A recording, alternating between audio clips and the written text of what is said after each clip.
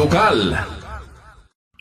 Naiget ti koordinasyon ti Philippine National Police ti Siyudad Tilawaga kan ti Department of Public Safety, Traffic Aid kan tumapay a force multiplier bayat ti muna nga altaw ti Pamolinawen Festival. Segon kan Police Captain Jimmy Aganon, Admin Officer kan PCR at Tiwalawag City Police Station, tunggal kanto kat adda kan kasamat ti strategic area kat adda kinakadeploy nga kapulisan tapno mangkita kan mangpasigurado nga naornos ti gunay ti trapiko. Kasi man ti basat ti panagsarita ni Police Captain Jimmy Aganon. Karon tata ti umuna nga fiesta tayo iti Lawag City ket isu daytoy opening parade.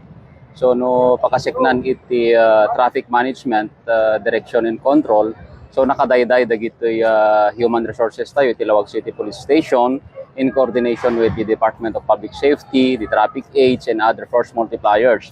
So dahiti rota iti parada tayo from here at the FEMS along going to P. Gomez, then General Segundo, then in front of the Capitol.